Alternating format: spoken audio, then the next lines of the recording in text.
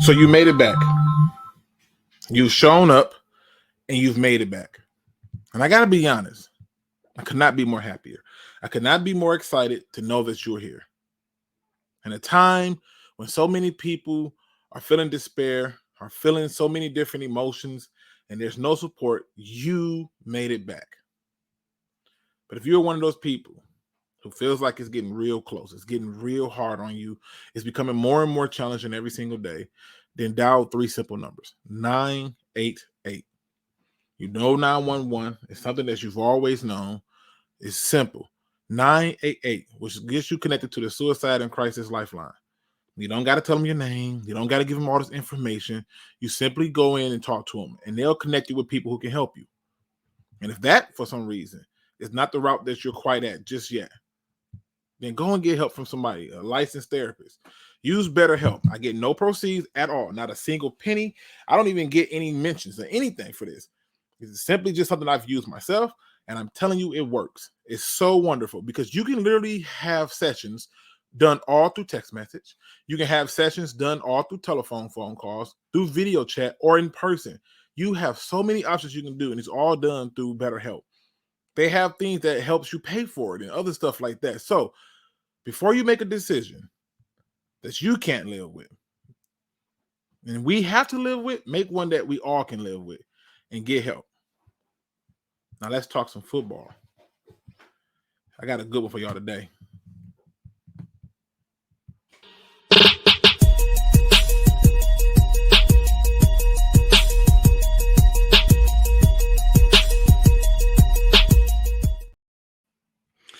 What's going on, Proud Nation? I'm back. I'm back at it, talking some Detroit Lions football. Good grief. Let me just tell y'all people, for the people who work 9 to 5s and get overtime and get held over and all the other stuff, to you people, ladies and gentlemen, salute, salute, salute, salute, and salute. Okay? It is a damn beast, especially around the holiday season where they're trying to give people time off work, but are asking you to do more than you naturally would do in that time period. But we're here. And so, you know, we got a lot to cover because I haven't been able to cover much. So I'm going to run through it a little bit quick today. So we got Lions Rumble, Kobe's in the building, Detroit D, Jon Kapler, Looney Tune, Mars Landon, Midwest Lion in the building, Craig Ferguson is in the building, Mr. Marcus 42, my man Anthony from Roar to Lions UK, Chrome is in the building, Big T is in the building, Messiah Flutie, I hope I said that right. Messiah. I hope I said that right. Detroit Made Me is in the building. B. Farrell is in the building. Hollywood Boner is in the building. Marcus Robinson is in the building. Go Lions. One funky Lions fan. Dr. Pepperoni. Andrew Ism is in the building. Super Saiyan Lion. Then we got Southwest Lion. And, let me see. Make sure I don't mess this up. Because that's my man Greasy. So, Season Entertainment 2.0. I hope I said that right. Mikhail Holt is in the building. If you are in here and you want to shout out, please simply post a message of what up, hey, hi, F you, kick rocks, whatever. You'll get your shout out. It's nothing but love over here. I'm going to cover a lot in a short period of time because let's start off with the very first thing, the Giants game. I could not have been more proud yet frustrated at the same time with this game. And I'll tell you why. Shout out to my man Crimson Shadow in the building. Perry Ball is in the building. What's going on? All right, I see you. It says, don't hold your breath, Big T. This is toxic. This is a toxic fan base. It says this team is improving, so no bashing. I don't think criticism is bashing. I think there's a difference between bashing and criticism. So you can have fair criticism when you're making observations based on what's in front of you, right? No different than if I were to ask you to get in the car with a stranger. You have to make your best decision if that's something that you might do, if they're safe for you or not. So I'm going to always keep it 100% fair and objective in terms of the criticism. Here's my things about it. Everybody act like they were so shocked that the Lions beat the Giants, and I was not. In fact, I predicted they would. And the reason I predicted that they would beat the Giants was because I thought the Giants were fraudulent. And there's all these little tropes that go around and sayings that people subscribe to, like you are what your record say you are. And that's BS because the Giants are not a 7-win team. They may have gotten 7 wins, But I've seen a lot of teams be fortunate, and they were very fortunate. And that's why when you look at what Detroit did to them, it was even more impressive and special. And my thoughts was I was happy they got the win and the way they did it, and I was good with it. I was not happy with the fans who had every ability to go out again and become apologetic, and that's 100% garbage. Don't you won? What are you apologizing for? like I don't know what else you want, but you won. Another thing that I wish we had stopped doing as a fan base is after that game, everybody and their mother decided to hit me up with direct messages about, Aiden Hutchinson's the player of the week. And I'm like, if you watch that game, there's no way you walk away thinking that he was the best player on that damn field. I understand that he got a fumble recovery and an interception, but the most dynamic player on the field that day and the most impactful player on the field in that game against the Giants was Alim McNeill. And so, yes, he can take the honors of Defensive Player of the Week. Don't care. The best player that day was Alim McNeill. Now let's fast forward to the Bills. Because to me, this is one of them games where I just look at certain things and I know that my viewpoint on this game is about to piss a lot of people off. And the reason that I know that this is about to piss a lot of people off is because what I'm going to say is not something that I've heard too many people talk about. The Detroit Lions should be given praise for that game, and I'll tell you why. Nobody gave them a chance. Nobody gave them a chance in hell. Nobody thought that they were going to be the best performing team in that game. And so they came up short. And how everybody can look at it and say, well, you don't get moral victories. True.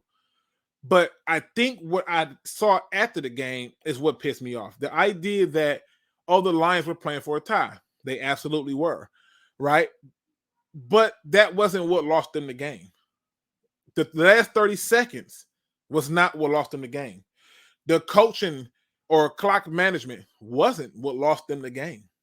See, perspectives and context makes a world of difference when you're trying to view these things. And for me, it was very simple as to what cost them the game. And it's a position that I know that many people is not going to like. And for me, what cost them the game is when Jamal Williams fumbled the damn ball. I'm going to say it again. What cost the Lions the game against the Bills was when Jamal Williams fumbled the ball. Let me explain. If you go back and you look at that game, the Lions came out on defense and they stopped the Bills and got a 3-and-out. And then the Lions came out and did a 3-and-out. And at this point, the Bills now come out and the Lions hold again. And the Lions go out and they score. And they make the score 7-0. And at this point, the Bills are now playing chase from behind. So the Bills come out and they turn around and do not do anything with the ball, and we get the ball back. And at this point, we get to the possession where the Lions are now in the red zone. And they hand the ball off to Jamal Williams. And I want y'all to understand something. Because at that point, if the Lions score a touchdown, the Bills are playing catch-up. They are playing catch-up. It's a whole different demeanor. There's a different sense of urgency. There's a different way to call the game. Everything goes different. The crowd goes different. And what I saw was that fumble not only turned the momentum around, it gave them a chance to go down and score, which then gave them the opportunity to go up, right? And so now all of a sudden, after they go down and they score in that game, you see the Lions now having to play from behind. They are now the ones trying to play catch up. And when you're going into a game that's a home game against a team that people are considering a Super Bowl hopeful and a playoff definite contender, what I start to notice is that you can't make these kind of mistakes. And a lot of times it's not what happened at the end of the game, but earlier that changes the trajectory of it. That single play killed the crowd. If you don't believe me, go back, watch the broadcast, listen to highlights, and just pay attention to the crowd. When they had the ball back and got in that red zone, after a beautiful play. I want to say that play was by Amon-Ra St. Brown that got that down. Oh, or was it the tight end? The tight end, I believe that's who it was. Williams. So they get that play and they get down there, and I'm sitting there and I'm saying to myself, okay, the crowd is in it. They're loud. They are energetic. They're turned up. Everything looks good, and he fumbles that damn ball. He fumbled it. And that changed it. So now you got to look at the Lions and say, okay, they're going to play from behind. So now what happens? Let's get to that last 30 seconds, because this is where everybody seems to think the game was lost. The play for the deep pass, if you watch it, was not the wrong call. I know this is going to upset a lot of people. The play for the deep pass is not the wrong call. In fact, if your quarterback makes a better throw, and not even a great throw, just a better throw than the one he did with that lack of execution, that's a big play. Now, we can always have hindsight and say, oh, we should run. But I don't know if y'all was paying attention. They tried running it before short, and they had to do gadget plays to pick up those little 1 yard and 2 yard plays, because that defensive line wasn't having it. That defensive line wasn't having it. And I look at it and I said to myself, yeah, I'm not running it on 3rd and 1. Because at that point, I take my shot, and if I got to take a field goal, I take my field goal. So at the end of the day, I look at it and I say, okay, what were the key points that turned this around? And it started with that damn fumble. I don't care about the missed field goals and all the, I don't care about that. I don't care about the missed kicks. I don't care about none of that. None of that matters, because if the Lions don't fumble there, they go up 2 scores. Or was it 1 score? I'm drawing a blank right now. But I feel like they go up. I know they go up. And if they go up, I know that the Bills are now playing from behind. And the crowd was only getting louder and louder with every good thing that we did. But the crowd was sitting there getting quieter and quieter as they waited for this thing to turn into a bad situation. And then you come down to the last 30 seconds where everybody want to talk about clock management and so forth and so on. So what? I don't care. Yeah, he had timeouts. Yeah, he could have did some things different. I don't care. You know how many coaches did that this week? You know how many coaches sat there and did what he did this week? And none of them are really being criticized. And my attitude to it is he ain't perfect. Nope, not by a mile. But I'd be damned if I'm going to blame the coach on this one, because if it was me, I would want to just let the clock run and take my shot. That's just what I would do. Because nobody had a problem when he went for it on 4th down on all the other times. It's only when it don't work that we get upset. It's only when it don't happen. But that fumble was the fucking beginning of the end. That fumble. It was that single fumble that changed the whole game. That's my view. And I walked away still proud about some things. But in fairness, let's talk about performances. Y'all want to know why I wanted a safety so damn bad. That's what I wanted the safety so bad for, because not only have I seen this happen consistently this year, I've watched it for a number of years at this point, where at some point, team comes down and throw a big, long play down the field. How in the hell do you give that play up in the middle of the field? It was almost remnants of what happened against the Ravens. How? Where in the hell was our safety? And I don't want to hear about Kirby Joseph being a ball hawk, because ball hawks get their hand on the ball. And Kirby Joseph wasn't too often getting hands on ball. And that play, he wasn't there. Now, I'm not saying Kirby Joseph is hot garbage. I'm not saying Kirby Joseph is bad. What I'm saying is where was he? Not only that, because I can give you the good. The good, we were able to still move the ball. We were able to do some things offensively and defensively. But the bad, I don't know if y'all know this or not. Matter of fact, let me see if I can show it. That's what I want to do. I'll show it, because I believe that there's some things that you also got to add into it. And I'm not saying that these people suck. For the 180th time, I know that y'all like to hear what y'all want. Some people have selective hearing. They like to come in here and say, oh, Luke don't know what he's talking about. Luke this, Luke that. And I give you an opportunity to come on here and show me what I don't know. And half of them don't want to talk. So spare me. When you ready to have a conversation, mano y mano, then talk to me. In the meantime, miss me with the bull, okay? But I want to show y'all something. And I'm only showing this because, to me, this matters. And the reason it matters is because we have a fan base with selective memory. We have a fan base that sees what it wants to see. Now, let me get this crap up here. Let me take this crap off. I'm finna piss off a few people. First of all, shout out to the University of Michigan for beating Ohio State. Y'all don't understand it, but Luke roots for anything Michigan. Okay? All right? He roots for everything Michigan. If Michigan play Michigan State, he roots for Michigan State. If Michigan plays Miami of Ohio, he roots for Michigan. If Michigan plays Texas, he's rooting for Michigan. I root for my state. Do I like the Wolverines? No. Not my cup of tea.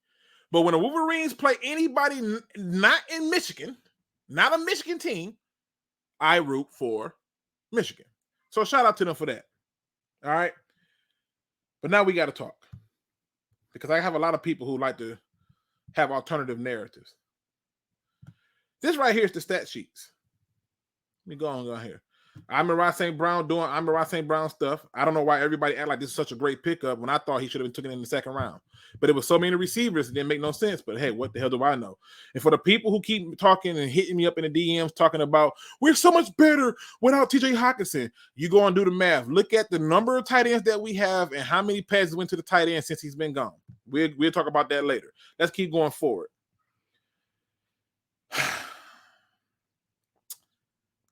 How many fumbles y'all see right there? Let's start with this right here. We lost 2 of them. But that's a different story. Let's keep them down. This is the one I want y'all to look at. Let's start right here. Your top tackler was Alex Anzalone, Deshaun Elliott.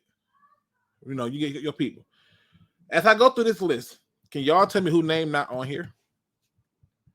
Because this right here is something that I find unacceptable.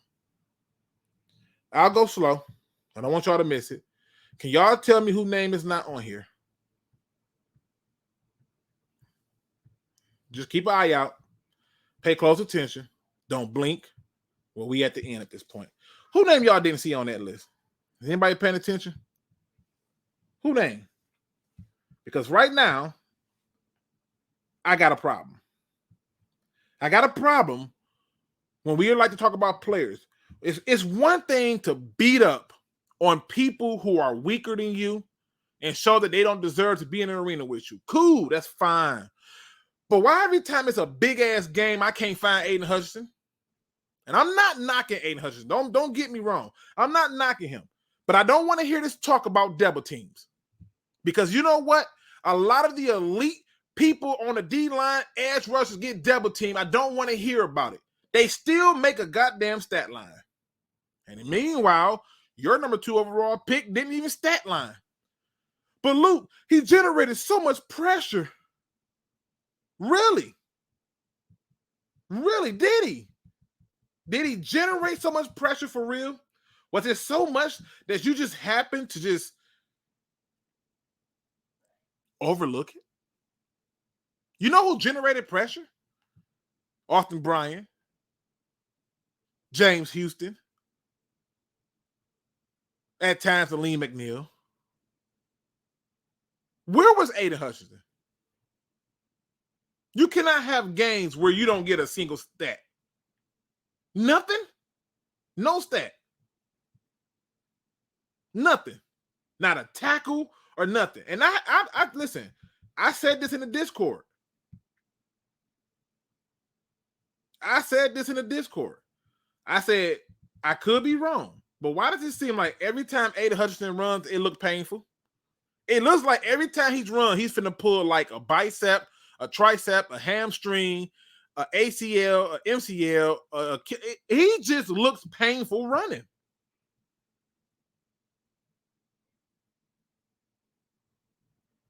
I don't get it.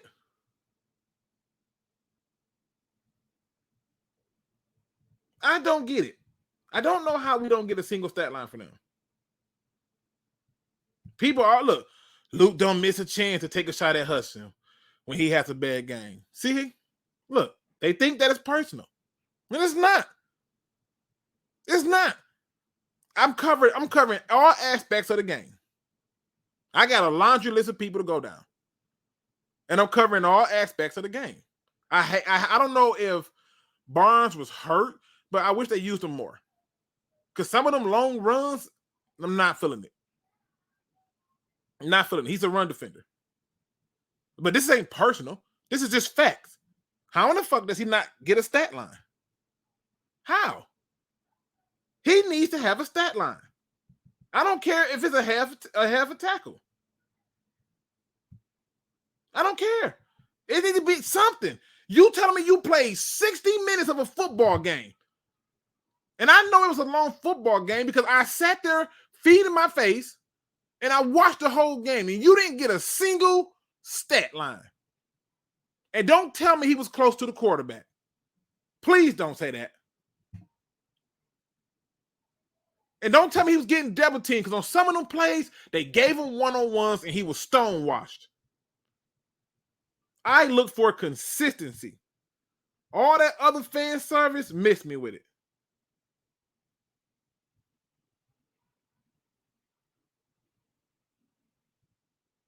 It don't make sense. They think it's personal. They think, oh, you want to do this, you want to do that. The game was not lost because of Dan Campbell. It wasn't lost on poor game management. It wasn't lost within the last 30 seconds. It was lost when the momentum switched after a fumble. That's first. Secondly, when you had an opportunity to go deep, you went deep. Your quarterback threw the ball to, I don't know, Joy Road. Meanwhile, your receiver was on Warren. East Warren at that. But your number 2 overall pick doesn't get a stat line. We don't talk about that. See, this that we don't talk about Bruno talk we're talking about.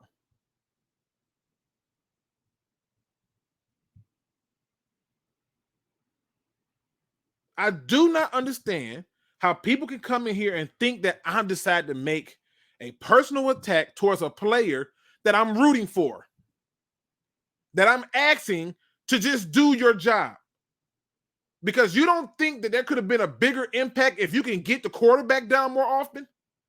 One play, the quarterback ran right past him, and it looked like he was finna have a freaking seizure to go chase him.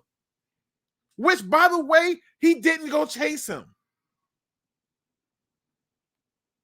See, I can praise him when they get an interception. I can praise him when he gets a sack. I can praise him when he get a tackle for a loss. And I've done so.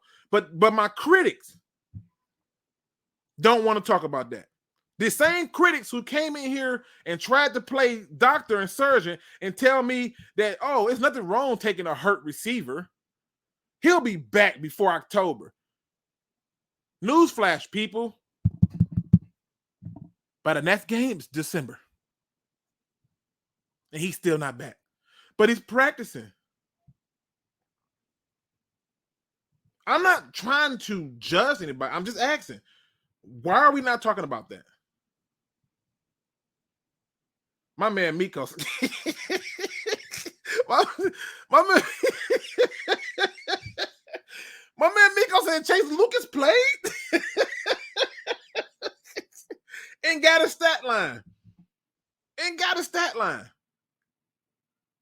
And I'm getting told that, oh, any chance he takes a shot. Shout out to Detroit Lions Forum. What's going on, sir?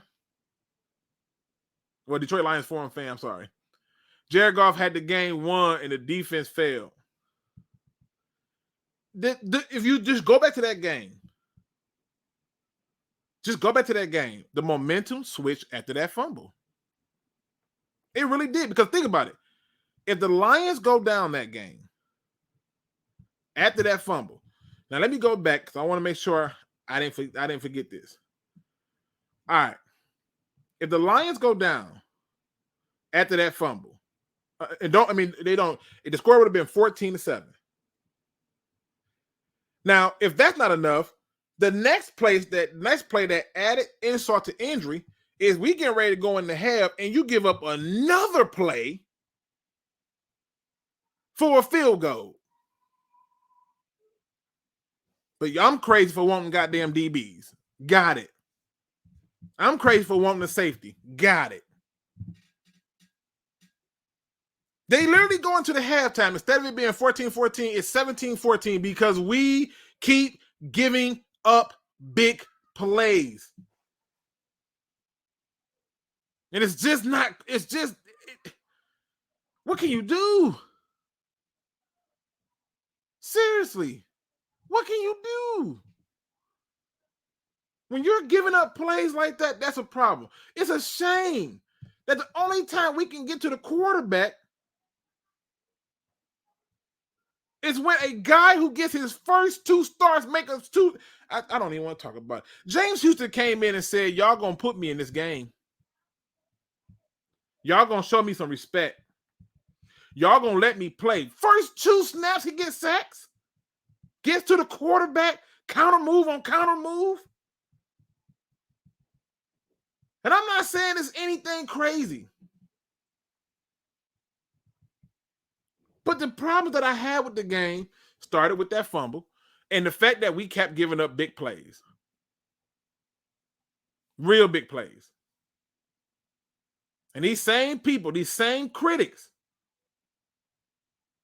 who are coming here and make it seem like I got hidden agendas and wait, what? Hutch did have a great game stat-wise, but Goff can convert. I'm sure he didn't type that right. Oh, didn't. Okay. I'm like, there's no way he typed that right.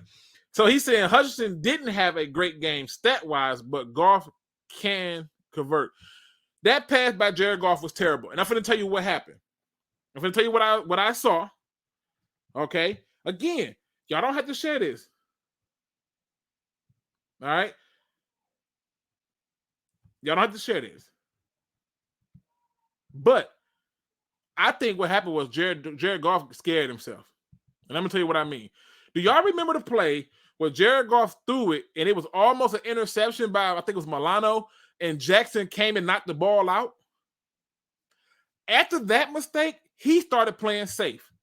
He wasn't pushing the ball down the field like he was. He wasn't trying to run. He wasn't going through progression. He went to a safe spot, a safe place,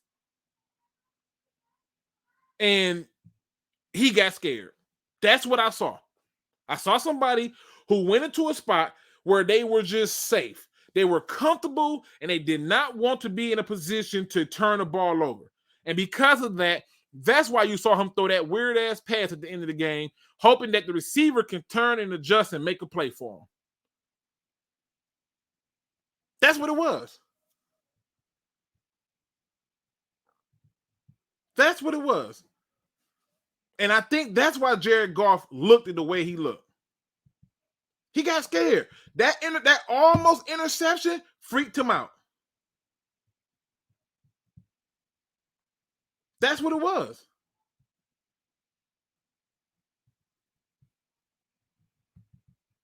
That's the problem. That's my only thing. I think, and look, Detroit Lions forum fan, here you can tell me I'm wrong. I'm cool. I just think I felt like he did parts, but I feel like after that almost interception, he changed the way. In fact, let me think. Let me see if I can remember the play. I want to remember the quarter it was. I want to say it was late in the third. All right, so let me try to go, and I want to try to see if I can line it up. I'm almost sure he didn't really throw the ball past 10 yards outside of that play. I'm almost sure. I feel like I could be wrong, but it felt like he started playing conservative and safe after that almost interception. So let's go to play-by-play. All right. I want to say that was in the third quarter. So let's go to the third quarter. Oh, by the way, let's go and look at this damn field goal. To the people who we don't need no safeties, I want y'all to see this. 10 plays, 47 yards. I know that everybody talks about that bonehead play by Austin Bryant. That was a stupid play by him. You got to know how to pull up, but it is what it is. You got to know how to pull up.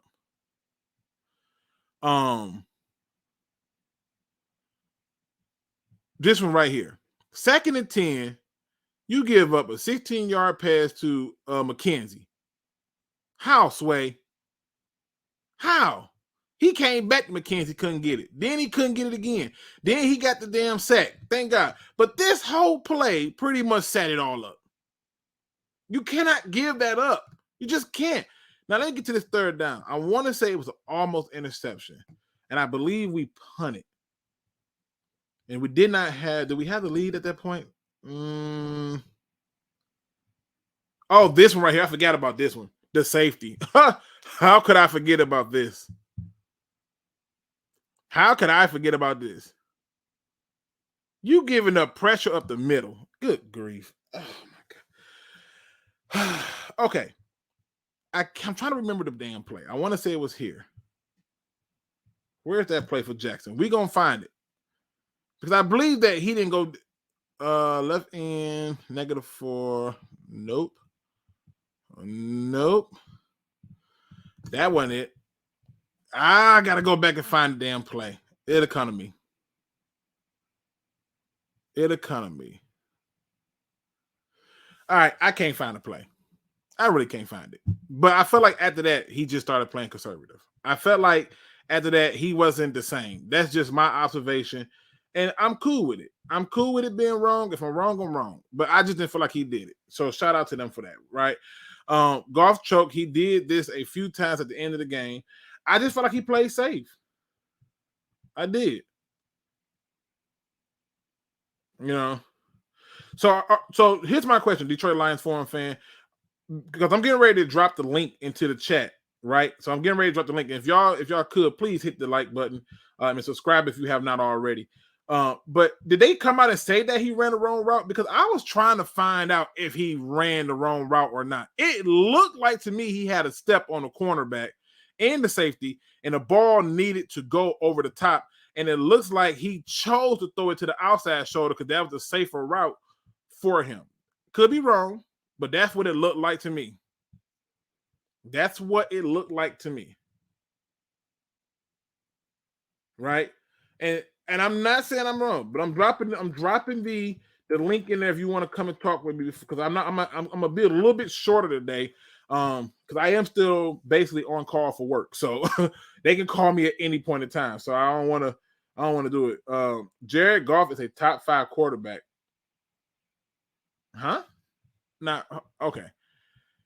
I ain't mad at you. If you believe this, like if you really believe this, cool. But I can easily name 10 quarterbacks that's better than him. Easy. Like I can name probably 15 quarterbacks easier than, like right now, better than him. But if you believe the top 5 quarterback, I ain't mad at you. My thing is, I don't think you need a top 5 quarterback to win, because the Lions have won with less. They won with Eric Kramer, and he's not even a top 85 quarterback, a top 100 quarterback, right? And they still won because they was able to run the ball and play defense. So, I just don't see it. All right. So let me get my first guest in here. Again, this is an open forum. You can feel free to come in and tell me I'm crazy. I do not shy away from it. I'm going to have y'all on a little bit shorter, though, so when y'all come in, I'll get y'all in and get y'all out. Why You Always Lying is up first. What's going on, sir? Uh-oh. How you been, Brody? There you go. All right, I hear you now. What's going on, brother? What you got for us? How you been, man? How you been? It was good. Hey, holidays. Hey, no, happy holidays. I hope yours was good and all is well, everything. I want to comment on real quick though, like that Jared Goff route was like, well, first off, that DJ Shark route was not the wrong route at all. It was not the wrong route. It was just it was a bad throw for maybe it's a reason, like you said, maybe he got scared. But when I watch, as I can really recall, we had two replacements at our guards, right? Hold on, you have someone. Why you always lying? They saying that your mic is a little close, so they saying you sound extra loud. Okay. All right, my bad. Go ahead. I hope this is better. But basically what I'm trying to say is though, it's like when you look at that last play is the exact same play Jared Goff hit DJ Shark on Darius Slay the very first game. I was actually right there when he threw the exact same go route, the exact same ball on the exact same down and distance. I actually, in my mind, I said, if I'm Dan Campbell and Ben Johnson, I'm taking my shot for the end zone right here. And so I wasn't mad at the play call, and I wasn't mad at him throwing that route. But like when you go back and look at it, he has somebody right in his face immediately. So he just throws it up. He just throws it up instead of taking a sack and fumbling, whatever. He just throws it up, and it just had to be the most god awful ball that you ever seen. But it's just like at the end of the day, do I think Jared Goff is our quarterback of the future? No. But for the people that are saying we need to draft a quarterback, this next draft, they're asinine. Like you build your defense, you build this team, and then you give somebody else this team. You don't just go just because we have these draft capitals and like. So what? What we supposed to take C.J. Stroud? Because I'll be honest, Bryce Young might not be there. Bryce Young might be going to the Texans. I'm not taking C.J. Stroud after seeing what happened over the weekend. So, like, what do people really want? Like, I'd rather Brad Holmes build this thing defensively sound and probably sprinkle in a veteran quarterback or go for your future next year. Because if Jared Goff ain't gonna be it, he's just not gonna be it. But if you're gonna waste an asset on, I don't think you draft a quarterback this year unless you're gonna play him this year. Well, and I just don't see it happening. I'll put it like this. Obviously I'm not talking draft because I don't. If people understood how I think in terms of this, like to talk about draft, that means we got to skip the remaining games of the season. We got to skip playoffs, skip the Pro Bowl. Then we got to skip the Super Bowl. Then we got to skip a full offseason with free agency. Then we can talk about draft. It's too much you got to skip to get to that. But I appreciate you for coming in. Why you always lying? Let me bring in my next guest, get their opinion. This is an opportunity for you to say what you're going to say. But first, let me do this because I'm a supporter of people. Detroit Lions Forum fan says, for factual information, you can check out Detroit Lions Forum by Dave Pike. Shout out to my man Dave Pike over there. It says, I am out. I wish he didn't leave, but hey, it is what it is. If the fans want to have conversations of football in the chat, I'm not going to stop that. I will stop the disrespectful stuff. That's not going to fly. But I can tell you this much. I rock with Detroit Lions forum. I rock with Dave Pike, and I watch his videos. I'm a supporter of him. I'm a subscriber. And if you are too. So great. All right, let's bring in our next person. My man Crimson Shadow, you up next. I see you in the back, Gunner, and I see you, Greasy. All right. Oh, Gunner's here. Nice. All right.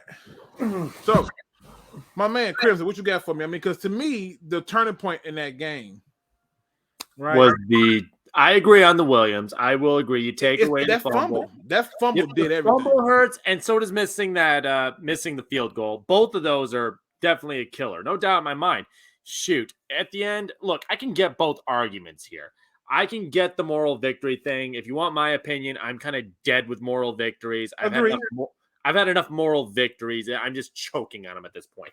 So at this point, it's like the only argument I could make is, okay, could clock management been better? Yeah, by all means. If you're going to burn the clock at this point, I don't trust our defense. When we turned that ball over after kicking that field goal, I've seen this movie too many times. I knew this was going to happen. I saw this with Miami. I saw this with Baltimore. Shoot, I can go all the way back. I've seen this with the ghost face mask with Aaron Rodgers where we should have won the division. But here we go. We are known for giving up plays and long plays like this. I would never trust that defense. That defense has always been a curse for giving up huge yards at the worst opportunities. Honestly, I just would have said, all right, Williams, go be a bowling ball. I would rather take that chance, try to go for a TD, or at least burn even more clock. Make it 3 seconds, then kick the field goal to try to go into overtime. Because I'm sorry, I just could not. I just couldn't. I just saw this writing on the wall coming. I'm like, oh, we are so screwed. Yeah, I don't know if I saw the writing on the wall, but I figured that the game felt different. It didn't feel like it was going early on like it was where the defense came out and you're like, oh, they made some stops. Oh, they made some plays here. Oh, they're holding them here. I just felt that when you looked at the game in its entirety, I felt like that was that momentum changing play. If you look at most of these games, there's always one momentum changing play. Yes. And for us, it was that damn fumble. And then to show you how the universe was still with you, he missed the extra point. I went, oh my God. I know. That was. And so to me, it seemed like the universe on one end wanted us to win the game, but we still needed to make a play to close it out, one play. And so, I'm reading all these articles and hearing and watching all these different videos. And, I was over there checking out Mike before I started this over there on Lions Nation and stuff. And I'm just like, yo, this right here is not how it's done. Like you have to close a game out from beginning to end. If you look at those games that we were most proud of, like the Giants game, it was from beginning to the end. The Packers win. When everybody want to tell me it's not a dominating win, name me what phase of the game did they win on? They didn't win anything. They just shot themselves in the foot constantly. Rodgers, but a lot of that was forced by the Lions. A lot of that was things that the Lions inflicted. And so my issue with this game was just simply put that I don't want to talk about the last 30 seconds. That's not what the problem was. It wasn't the last 30 seconds. It was what happened early on, and I think that's the difference in this game. It's all the problem is, like I said, like you were saying, actually, if you would have went on fourth down and you would have converted, nobody would have said anything. Or if DJ Shark would have caught that ball, or if Jared Goff didn't have the noodle arm from hell, then we wouldn't be saying any of this. But, I mean, I could also argue, who the heck's decision was it to go downfield? Was it Goff's decision? Was it Ben Johnson's decision? Was it Dan Campbell's decision? I don't know who's deciding this. I don't know if they said, okay, we're going downfield instead of, passing to Amon-Ra. I don't know who's deciding this. If this was Goff, then who the heck's getting the blame here? I don't know. I mean, if you give the credit to Ben Johnson, then you have to give the blame to him. So you have to be fair, But that I still look at Goff and I don't like the execution of that pass. Your receiver wasn't that way. Because if you think about it, right, it's 3rd and 1. If he throws the ball ahead of him, there was no safety back there to pick that off. I don't remember seeing no safety. I saw DJ ahead of them. And so if you throw it ahead of him and let him run underneath it or let him catch it, okay, cool. And if he drops it, then that's another story.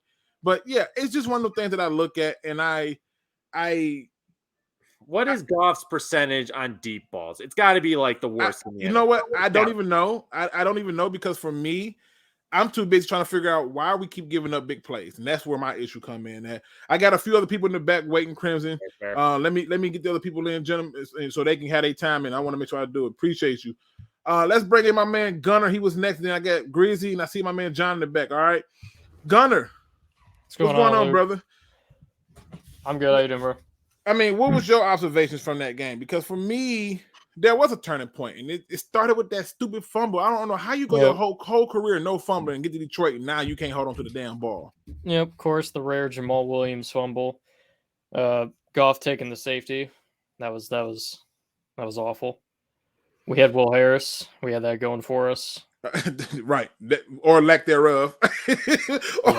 or lack thereof. Like, you as a former player, he takes the worst angles I've ever seen a DB ever take. So you know what it is? It's one of the things that you got to keep in mind. You have a positional switch from safety to corner, right? Mm-hmm. And so now you're learning some different techniques. He was much worse at safety, but yeah. He was much worse at safety. But the thing that you now have to understand is with the way the NFL rules are, you have a very small window to be aggressive and physical with these receivers. And he did not do that in a lot of these regards. And a lot of this stuff that you saw him doing was him going for the trail position at the plays, trying to knock the ball out, trying to strip it. And in all honesty, he shouldn't be at corner.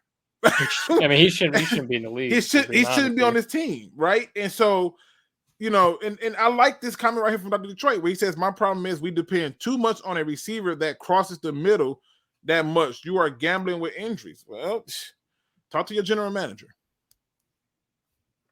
That's all you can say. You talk to your general manager. Yeah, as soon as Jacobs went down, Stephon Diggs was starting to have a field day with whoever the hell was covering him, because Jacobs was locking him up the whole game until like that last drive when he got injured, or was it the drive before? So we had that going for us.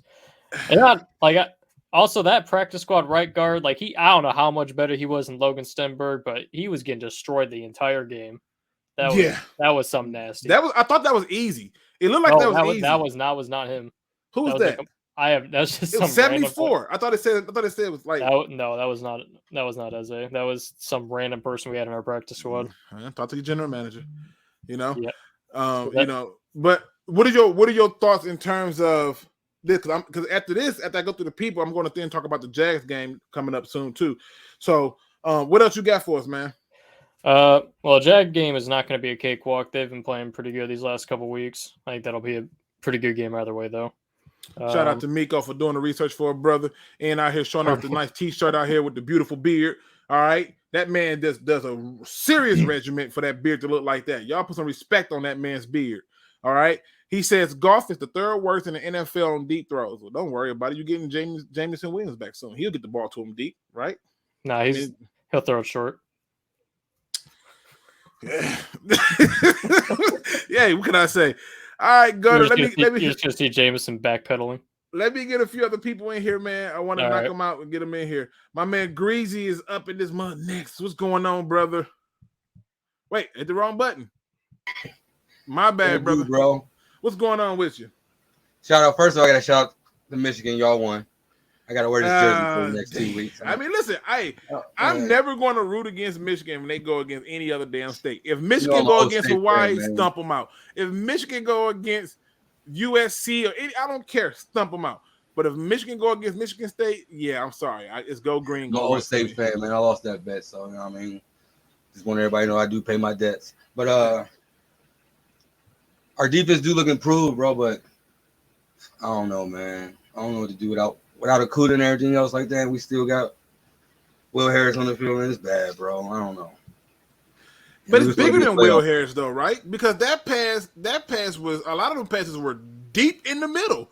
Like you're not asking no linebacker to drop that far back. So that's safety. That's the safety responsibility. They have to make the play. They have to be able to make something happen. And I don't know, man. I don't know what to tell you. Like I said, everybody hyped that Jameson coming back down. I mean, Golf can't throw the deep ball, so we're gonna be stuck regardless. So, but I don't even know if it's a matter of if he can't throw the deep ball or not, or because to me, I think if you ask third, like Marco said, third worst in the league, bro, you can't throw. But it's accuracy for me. Can he consistently and accurately put the ball where his guy can catch it and run?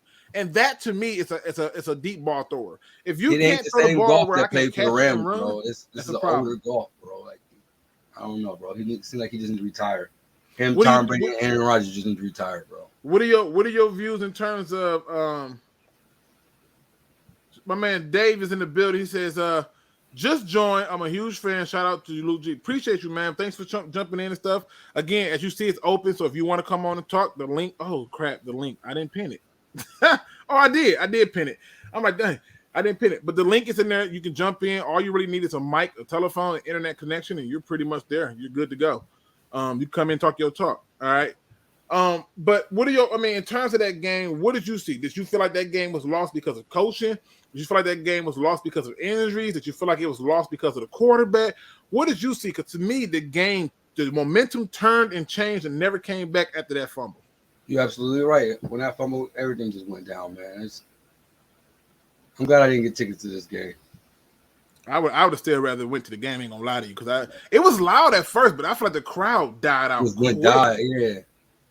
I don't know, but I'm on my way to work, man. I thought I'd just come in and say that. Hey, man. I appreciate it, man. I see you over there putting in work. I guess go blue. He did. You did wear the jersey.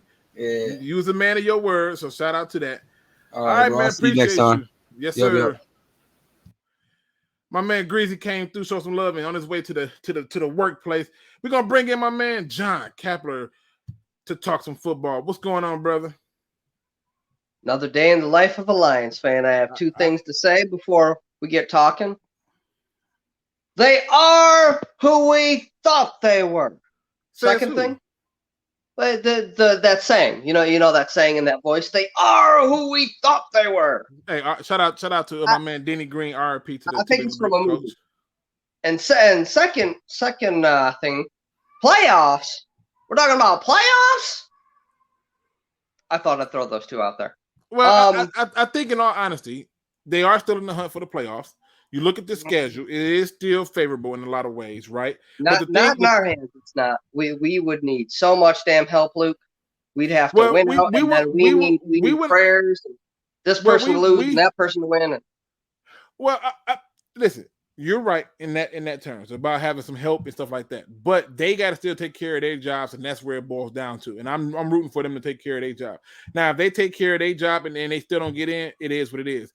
But I'm still rooting for them to take care of their job and get it done. So to me, even at the very least, I told you 6 wins is not good enough for me. 8 is the most I'm going to accept at that point, or seats should be extremely hot, damn near gasolined up. But that's just me. In terms of the game against the Bills, what were your observations and what happened and what went wrong? Well, that, as I said in my video, that was our playoff game. You play them last year, and someone else said it, and I'm piggybacking off of whoever. We probably get blown up by 24 points last year. This year was a whole other story. We fought. I'm impressed with that. I like that, but there were some mistakes. You touched on it earlier. You know, whose fault was that throw? Was that Goff, or was that, DJ, being this his first game back, being a little rusty? Also, to kind of sprinkle on top of that, are we going to say the same thing when JMO comes back? As soon as there's a misconnection, oh, Goff's horrible, and throw it all on Goff. No, I'm not a Goff supporter. I'm not a Goff hater. I'm a realist in the middle. It's going to take some time. There has to be chemistry. Look at the awesome chemistry that St. Brown and Goff have together. It takes time. Well, whether or not that happens, that is a lot on Goff. But that throw, is that really on Goff, or is that on DJ? And are we going to do the same thing when Jameson comes in? Because here's my thing. I've been waiting to see if I can find something that say. It's going to take a couple games for him to get acclimated. Well, I've been waiting to see if I can find something that say that he ran the wrong route. And if so, I mean, also too, how many targets did they even, go from Goff to Chark? Not that many. He wasn't a big target. I think maybe I'm going to just guess 3, maybe 4. But he did make the touchdown catch that DJ Chark had 5 targets and caught 2. There you go. But I hate to say this. It was a hard-fought game. Last year, this would have been totally different. I've been saying it. We're a couple pieces away. That showed where we're at, and we're playing with, a lot of guys who we now know are our solid second-string players. So when someone goes out, hey, you did great last year going there for a couple plays, we know we've got that. Drafting and free agency next year, we know what we need to get. We need to finish the team. We have a lot of our second string guys that can go in and out. We don't got to worry about that. Now, Dr. Detroit says they can play at that level. Guys that we're drafting and getting free agency should have no problem taking this team to the next step. Next year, poof. So Dr. Trey says, so let's see. Goff can't run. He can't throw deep. He's not accurate. He doesn't read the defense well. Laugh not loud. Why we got this guy again for $30 million? Your general manager, because you could have just cut bait and let him play for that 1 year, and then dumped him and just had all this cap space and just went anywhere. But that's another story. We can't talk about Bruno. Or other mock drafters. I won't get into names. Just keep shoving quarterbacks down our throats, like the guy who was playing for Tennessee for 3 games, and they let him throw all of 1 time per game and gave the ball to Derrick Henry. And he got drafted in the 3rd round. Doesn't throw. Let's get a quarterback in here that's can actually do something with a team that's finished. The draft is here in 24. Get your quarterback then. Finish the rest of the team. If this is going to sound crazy, but in 24, it's in Detroit. Trade up capital then. Get rid, do a Ricky Williams. Get rid of your whole thing for quarterback then. When you have the team together. Here's the thing, John, and this is the thing that we keep doing. I'm not talking draft. You gotta skip. Listen, to get to the year 2024, I want you to know what you got to skip. Because when you start to put it together, it's ridiculous to jump so far and start talking draft. You have to go because anything could happen. We could win the rest of our games. I'm just saying. No, draft is 2024. But I will say this though, John. And this is another thing that pissed me off about our fan base, because they were like, man, just tank. Why weren't y'all rooting for the Rams to tank until y'all realized that the Rams may not be good? Why not root for them to tank? Because you get there first too. And now what does it look like? A third overall pick at this point. So root for them to keep losing. Don't root for your team to lose ever. So that's my whole point. But John, let me put you in the back, man. I got to go into the next topic. I appreciate you for coming. Glad to come in. Go Lions. Yes, sir. So let's get into this game to get to Jacksonville Jaguars, because it's clear to me that the Lions are going to have their hands full with this goddamn game. Okay, and I'm going to tell you why. I felt really good about this game coming in, and I'm going to do what I think is what we got to do to win it. In my opinion, somebody asked me, what do we need to do to beat the Bills? I said the same game plan from the Giants. We just couldn't run that ball. We got another guest coming in, my man Lions Rumble 81. What's going on, Rumble? What up, though, Luke? What's going on, brother? How's that holiday for you? Was it good? Oh man, it was rewarding, man. Did you eat good? Did you? I sure did. I hear Slept that, good. Man. Slept good too, Let me get your thoughts on that Bills game. What did you see? What was your observations and things like that? Yeah, man. Resiliency and belief in the fact that the coaches game planned according to the players, and I believe the players finally believed in what the coaches had drew up, and they felt as if they could hang with the big dogs finally. So that was rewarding to see. Just seeing the people, the other players react to their teammates' success was rewarding to see. And just to hear the opposing team give these boys credit and go, hey man, this team is not as easy as people think it is, man. They're a legit team. So kind of all the things that fans have been saying all year as far as this team, to see it from a team such as the Bills, I thought that was pretty dope. Yeah, like I said, it was some turning points in the game that stood out to me. That fumble was the beginning of the end, where I was like, damn it, here we go. But Todd Downing says Lions hands full. I thought our fan base said we had an easy schedule week 1. We did. We dropped a lot of games. Yeah, we did. Dropped a lot of games that we shouldn't have dropped. Like, I hate to say it that way, but it's the truth. We shouldn't be losing on deep passes or nice in the middle of the field against the Vikings. Yeah. We shouldn't be losing those games.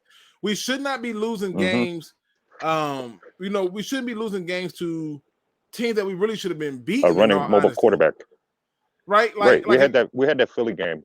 That Philly game we should have won. Like, he beat us. To me, that Commander game, they tried to lose it because the defense couldn't hold nothing.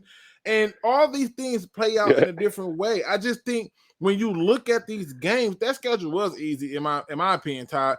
And I think it's even more because right now in remaining games, you got the Panthers, the Jets. You still get to play the Vikings, the Bears, and the Packers left. Yep. And you got Jacksonville. So if you beat Jacksonville, you turn around and beat the Panthers, you beat the Jets, and you sweep the Bears, that's 4 wins right there. And now you at 8. You know. Yeah. We got to figure out who our true number one running back is going to be. I don't know, man. It's so weird, man. I don't know if Swift's being a head case or if I don't know, man. I don't know. Suddenly, what Deuce Staley was saying at the in the pressers is starting to really reveal itself, because I feel like some weeks he's all in, and then other weeks he's just like meh. Like, I don't know. I don't have any doubts for Swift. My issue with Swift is I think sometimes he needs to think football and not the big play. Exactly. And it looks like he's always thinking the big play. Shout out to my man Raw Detroit TA over there. What's going on, brother? Good to see you. I hope that holiday was good. The kids is good. The wife is good. Everybody good, brother. But yeah, I think overall that when you look at this game, and you know what? I gotta make sure I do this too in a minute because I almost forgot. But I think when you look at this game, it's one of those things where, you know, the Lions could have won that game. They could have won that game and win. Yeah. The only game the Lions this season, if you're honest with yourself, the only game the Lions this season looked like they had no chance was New England. Yeah. The Seattle game, I don't even know how you let that happen. Geno Smith looked like New he's England. Out there looking like the second coming of Warren Moon. Like this is like yeah, the New England game for some reason was like, I believe that was all Belichick, man. But again, this guy's it's hard. Belichick against Belichick, it's always hard because there's no packages he hasn't seen, and there's nothing a team can do he hasn't seen before. And unfortunately, we have a lot of young guys on our roster, and they were just outmatched, man. Like you said, man, even the coaching staff was outmatched. So yeah, and it's not something that you look forward to or you have it, Rumble. Let me bring in another person, Rumble. Just hold tight if you don't mind just hanging in the back for a second. All right. My man Salty has joined the show. What's going on? Yo, what up? What's going on, Salty? What you got for us, man? Let me know what was your thoughts on that Bills game and stuff. Obviously, we're going to get into this Jags game, but I want to know what your thoughts were and what your observations were from that Bills game. Did you feel that Dan Campbell lost this game? Did you feel that Jared Goff lost this game? Did you feel that it was some other moment? For me, that moment was simple. It was that fumble. That fumble changed everything. Well, there's a lot of things. There's a lot of reasons you look at when you lose games, right? Like your coaching, like, okay, for instance, that last drive, if you run the ball on 3rd and 1 and you go for it on 4th down, you can kill the clock and end the game right there.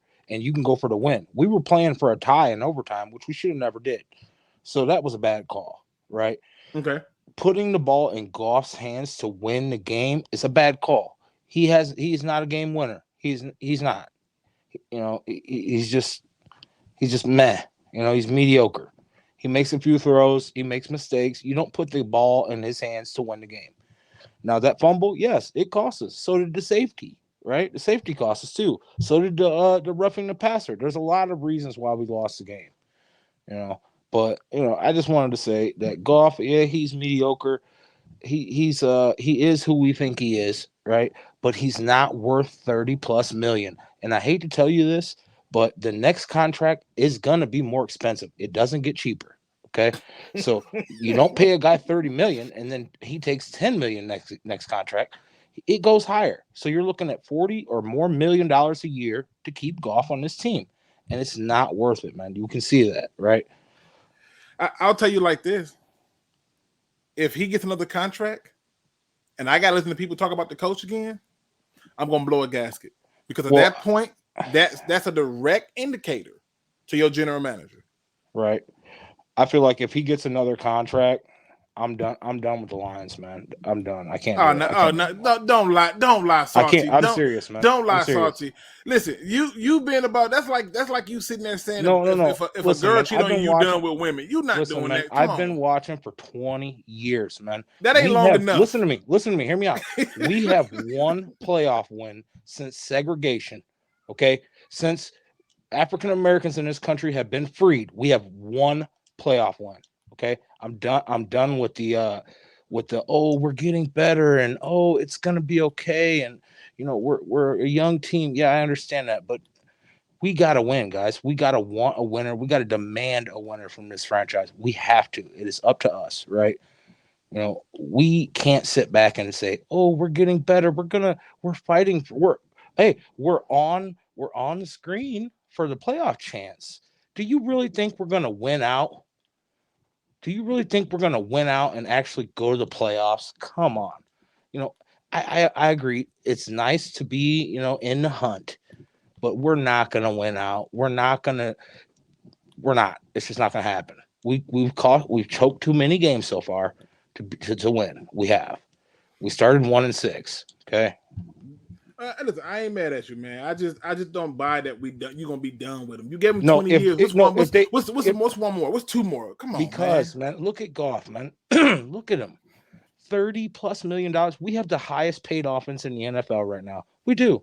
We have one of the best offensive lines in the league. Yet we started 2 guards, one that was 6th on our roster and one that was 5th on our roster, and it showed. Right? We couldn't stop a blitz. It looked real bad, man. I'm just saying, 20+ years to wait for this, man. And I get it, right? It takes time, which I'm willing to give them, but we're not making playoffs this year, guys. I hate to tell you, it ain't gonna happen. I mean, if it don't, it don't. You know what I'm saying? We can hope.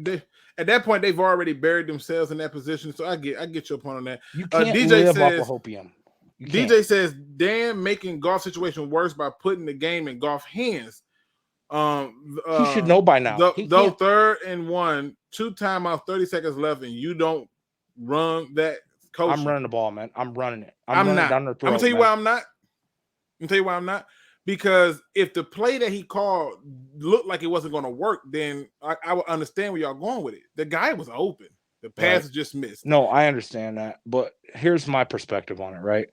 We've seen this before, right? We've seen it before. We've seen Goff make bad throws in clutch time situations. The fact that your coach still has, which I get it, you have to still trust him, but you're still putting the game on the line and throwing a deep ball, a bomb?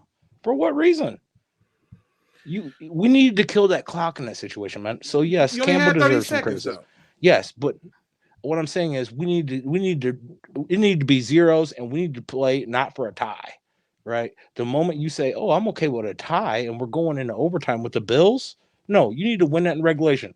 What team was it 100%. This week? What team was it this week that went for that 2-point conversion for the win? The Jacksonville Jaguars. They played to win the game, not to go in overtime. They figure if we're going to lose it, we're losing on our terms. Exactly. But I think when Goff almost threw that interception that was saved by the running back, I think he started playing safe. Yeah, and if you look at it, here's the big play on that last play. If you look at it, he snapped that ball and was predetermined where he was going. He didn't make a read. He didn't make a read at all. Threw it. He didn't even want to go anywhere else with it, right? He was told before that play to throw that ball up there, no matter who told him what to do it. He made that decision. He made that throw. It was a bad throw, man. He can't make that throw. He's shown us. So I ain't mad at you, Salt. That's why I can get this opportunity for people to come in and speak their piece. And I appreciate you for coming through and doing it just that, man. Thank you. That. Yep. All right, let me get into this Jaguars game, people, before I start to just roll this thing in, and I bring back the people who stood in the back at that point. Here's my take on the Jacksonville Jaguars, okay?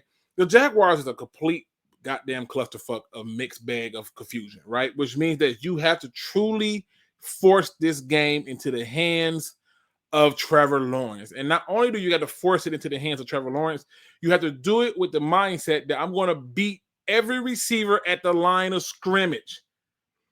I'm going to say this again because I don't think people pay attention. I'm going to try to go back and look at some of that game film and see how big them cushions were that they was giving up. You have to beat these receivers at the line of scrimmage and force your quarterback to make a play. This is one of them games where I can't have my number 2 overall pick not getting a single stat. He cannot have this, okay? It can't happen. And so at this point, in order for the Lions to win this game, and I cannot believe y'all I'm saying this, I cannot believe, they are going to have to play the most balanced football in their entire lives. The number of pass-to-run ratio should be damn near identical because they need to mix this up so much because if you try to run the ball, I guarantee you, them linebackers that everybody was trying to tell me, like Devin Lloyd got benched because he's in a rut, he going to make you wish you drafted him. We all, Chad Mooman, look, he's not doing nothing. Okay, you mess around and you play these games of trying to just focus in on the run, and they going to make you play. Keep playing. Keep on.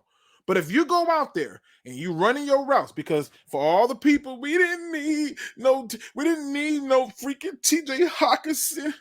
Go look at your tight ends catching since he's gone. Look at the tight end numbers. Like this, I don't get it. So at some point, you have to be able to understand that this is a game where you balance it out. You have to. You have to balance it out. You got to keep them guessing, which will mean that you can try to confuse those rookies. But if you go out there and you play, we're going to run the ball, you're gonna mess around and you're going to get upset. It's not going to work. Okay? In terms of the defense, they're going to have to show up this game. Offense is going to have to show up this game, and they need to be balanced. Okay? On top of that, here's the other most important part of it all. This y'all ready for it? This is the most important part of it all. Field goals do not win you games. I'm going to say it again. Field goals do not win you games. They got to score. They got to score. And they got to score fast and often.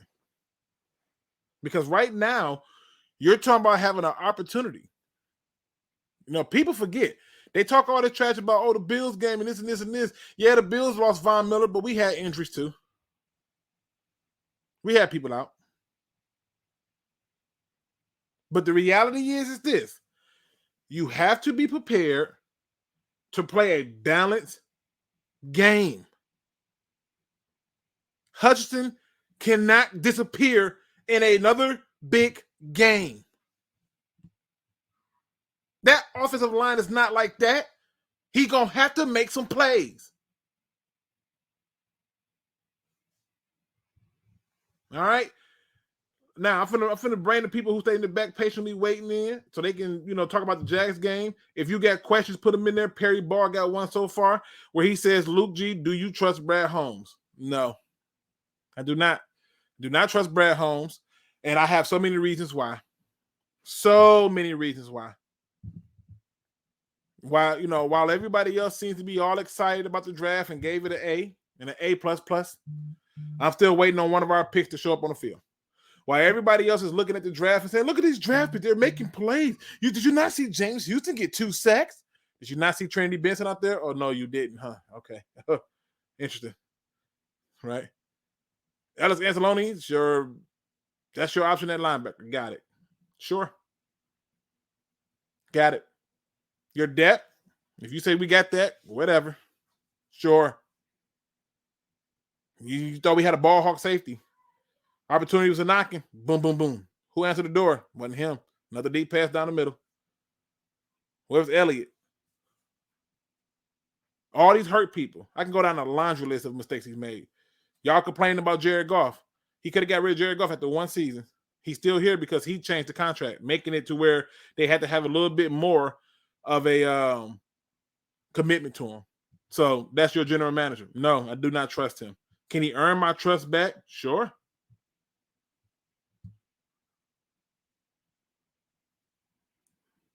Our picks are rated the highest. By who? Pro Football Fuckery? Yeah, okay. They literally just said 1 week. I can't even make this up.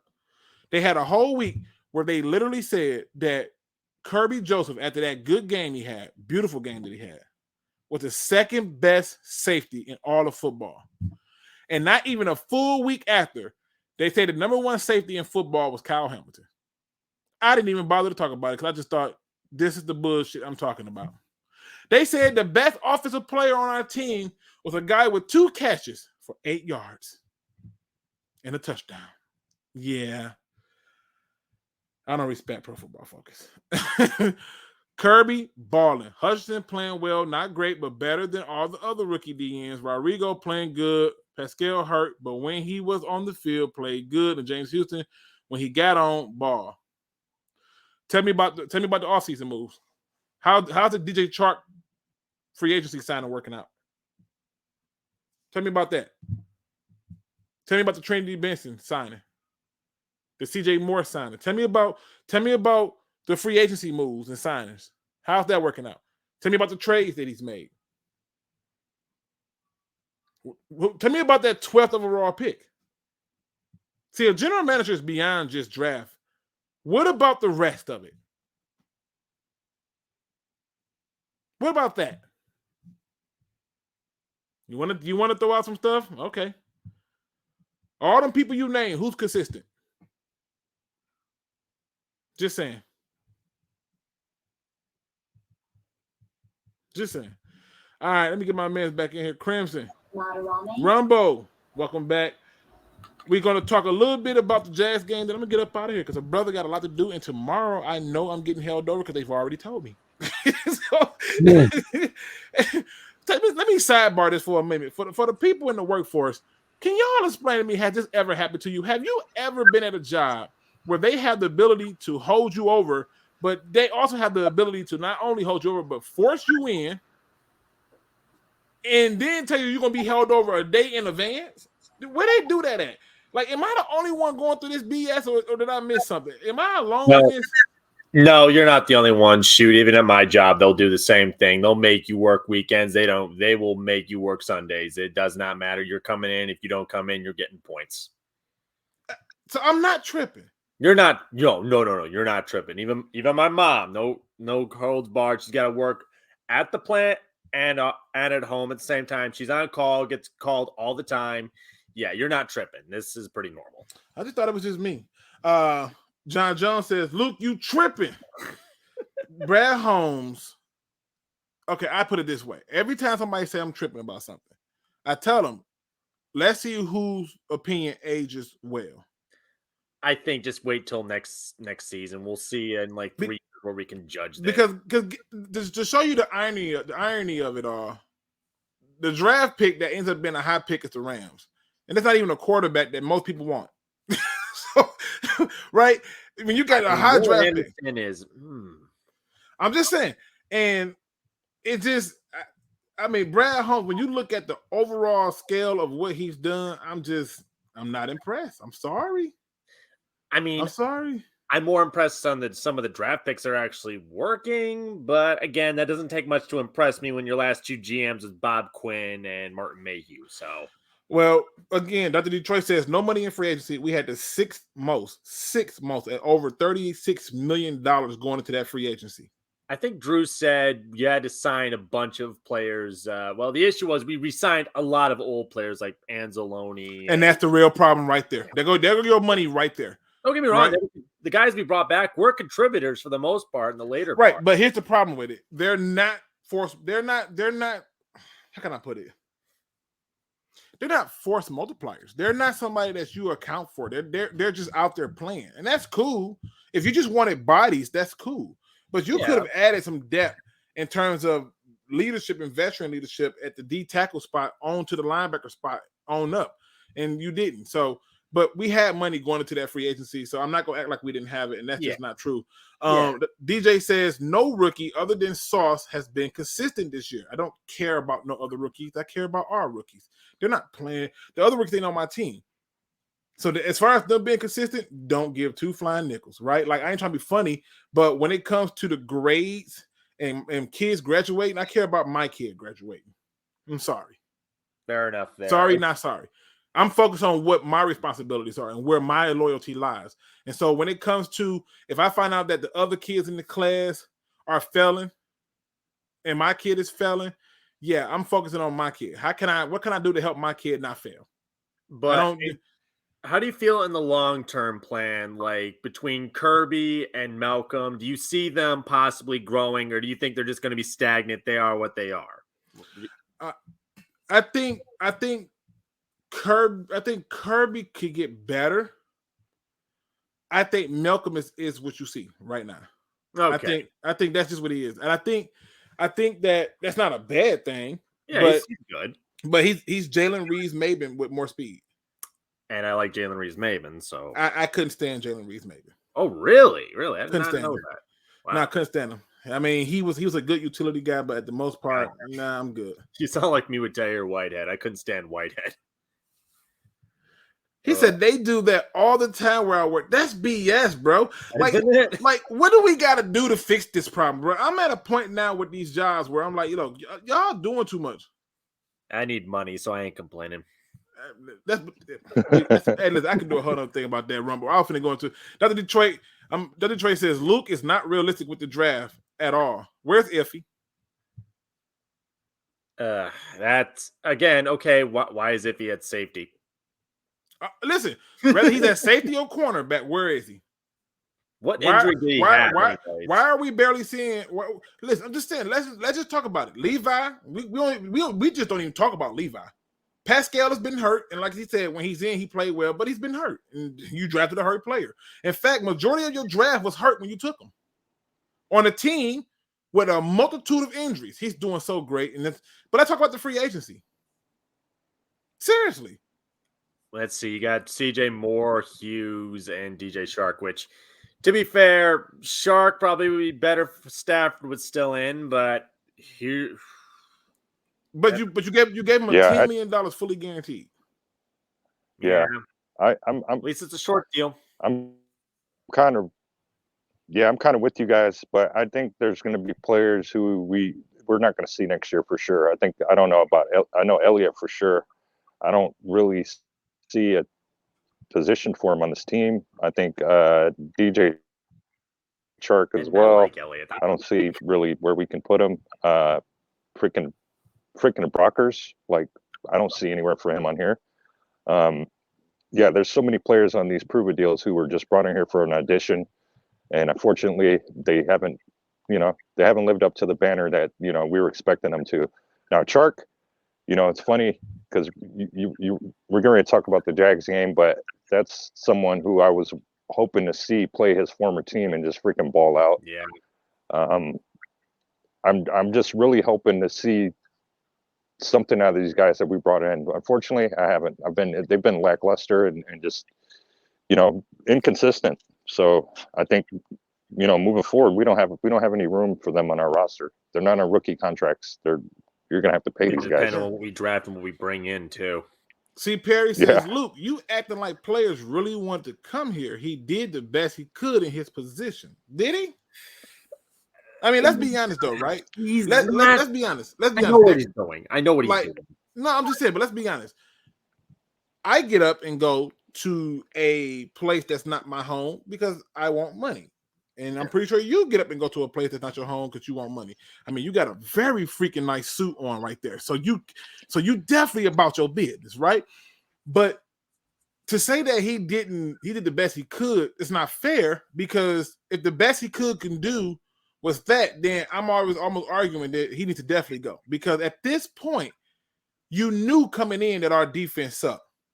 And what you did was you added more weapons and more arsenals to support Jared Goff. And you gave a makeshift defense to this team and said, we can make it with this. And we haven't made it with this. That defense has been trash before he got here. We in year 2 of him being here, and the defense is still trash. Is it showing life now? Sure. But this correlation that people keep having, where they're like, well, they're playing better ever since T.J. Hockenson left. It has no correlation to what's going on. Or they're playing better ever since we fired R.B. Pleasant. It has no correlation to what's going on. What's different is they're now telling the players, and the players also understand that we're going to lose coaches that we like if we don't play better. That's different. And the players are having to try to do more and to be better. But they're having to dumb stuff down, and that's another issue in itself. So I'm not saying that this thing. I'm just dispelling these arguments that we didn't have cap space. That's just not true. I mean, it's not a bad thing to dumb things down. Sometimes it kind of works to keep it simple, stupid. I mean, you played football. You could probably tell me better on what's a dumb play and what's not a dumb play. Like, from your eyes, how simplistic do you think the defense has gotten now compared to, say, before they fired Auburn? Not much, because I think the difference is you did a few small tweaks. You have Aiden Hutchinson stand up, right? That helped. And you running I felt like early on they was running way more stunts. Now you kind of mixing it up a little bit. I feel like early on they was blitzing a whole lot. You're not blitzing as much. I wish they ran a little bit more zone, but that's another problem. But no, I don't see too much of a change. John Jones says Brad Holmes had to get the books right and put together a competent team. I'm with that. When am I going to see this competent team? I put it this way, right? If that's your truth, right, then my question is what's your standard? Because coming in next year, are you saying the standard is they must win the division? Nobody's going to say that, right? They're going to say, well, they got to make the playoff next year. But if you win the division, aren't you in the playoffs? No, I'm with you on that. I want them to conquer the playoff. I mean, I want them to conquer the division first before we even talk about playoffs. Because if we end up playing one of those, and if we end up playing one of our teams up north for a wild card position or for the NFC North crown, we have to have them in check. We have to let them know, like, yo, no, we're playing them. Okay, cool. We're gonna beat them. So I'm with him on that, and I'm also with him saying that, yeah, Brad Holmes had a jacked up roster. Let's just be fair and honest about it. No, he didn't. Patricia, He came in.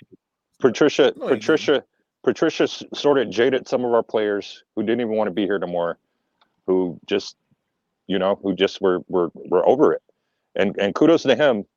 This is the one thing that I appreciate him doing, was getting rid of Stafford and getting us this draft pick and kind of sending Stafford off into the sunset. He's won a Super Bowl. Now, unfortunately, I don't think he's going to play anymore. I don't think he's, now had he been on here on our team, who knows? That same thing could have happened, where maybe not the Super Bowl, but, he would have probably ended up getting, injured and having to be, on the IR. And then we're really been screwed. Ooh, Blau as his backup. So I kind of like some of the moves he made. I'm not going to give him that A++ grade, but I kind of like some of the moves he made. And again, he did balance the books. But Goff, now this is the enigma. Goff is going to be that guy, unfortunately, for another couple of years. So we're just going to have to see what him and Ben Johnson can do. Let's see if Ben Johnson is committed to bringing him back to glory. Let's see if Goff is really committed to bringing his team back to glory, because it's all going to rest on him leading up to it. Leading up to the transition to where we go over the hump, he's going to have to be much better than what he's been this year.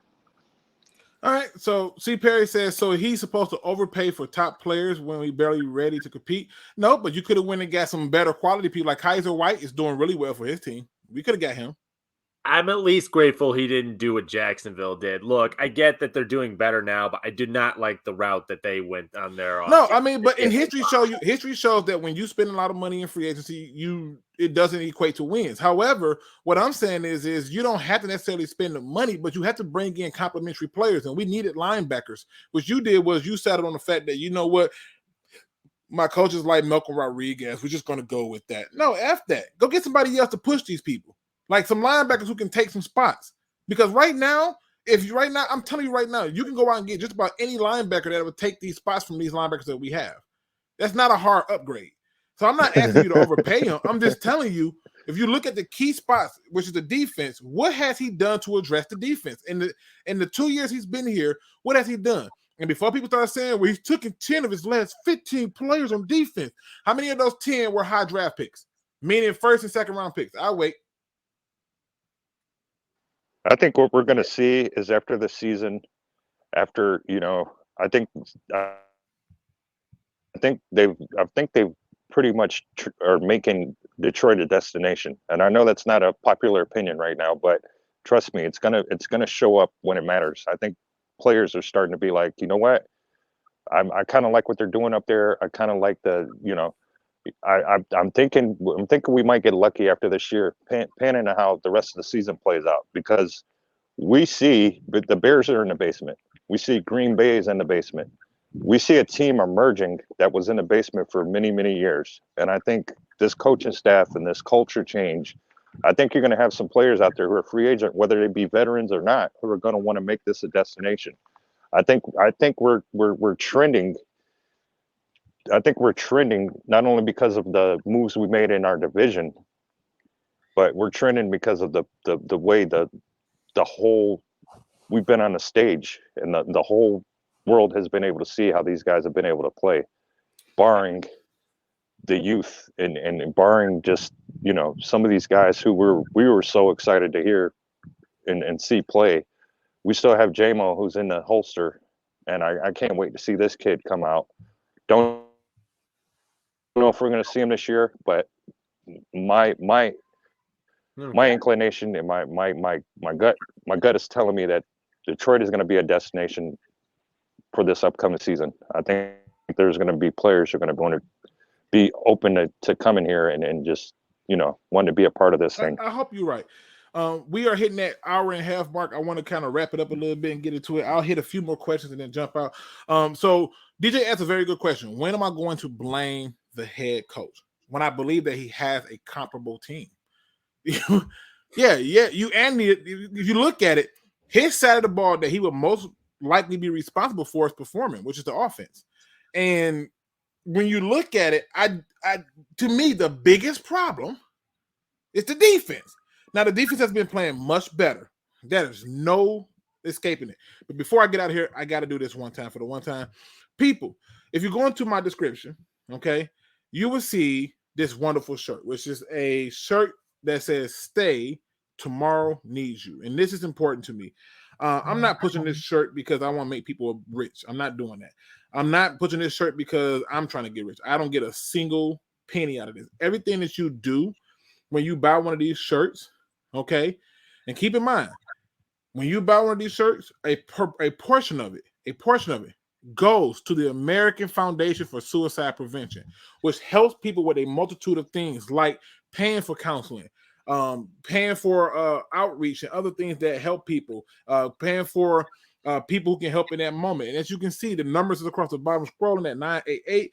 And so all I'm asking is if you got it in you and you want to help out, purchase one of the shirts for Stay, Tomorrow Needs You, and show some love and support. And that is brought to you by Man Hour, which is who has helped make this shirt in honor of me and my fight for suicide prevention. So shout out to Man Hour and the family over there. All right, let me get to this next thing, and then we're going to get out of here. My man Perry Ball says, all Luke is saying is he could got a little better than the ones he picked up. Time to cut Brockers. That's my only argument. That's my only argument. We can't just go, oh, we didn't have no money. You can find treasures and people who can help contribute to your team better than what we got. And that's all I'm saying. Crimson, can you give me your final thoughts for the day, sir? Well, I'm not exactly high on the whole playoff thing yet, and I will admit. But if anything, I did say this in the beginning, get 6 wins and I'll be fine. And, win 2 more times, you'll shut me right up. I ain't mad at you. One Pride 40 says, bro, you got rookies on all tiers of the defense. Name me any team in the NFL right now. Any team in the NFL right now that will go and that Malcolm Rodriguez can go and start on right now. Arizona. Not even close. not even close. Not even close. Name me a team. You know, because we talking about rookies on every level, right? Like I don't like that means something. It don't matter. You're looking for impact players, right? So name me a team that Kirby Joseph goes to and start on right now. Houston Texans. No, you know that ain't happening. We would. You know that's not happening. And I'm not even knocking it. I'm just asking. Oh God, who the heck would he would go on? I say the Bears and the Bears. Yeah, Bears. Listen. Jaquan Brisker is who they drafted. Put that in. Think about that. They could have taken Kirby. They took Jaquan Brisker. Was it the right move though? Yeah, he was performing. Then he got hurt this last game, I know. But I'm just saying, who could he have started on?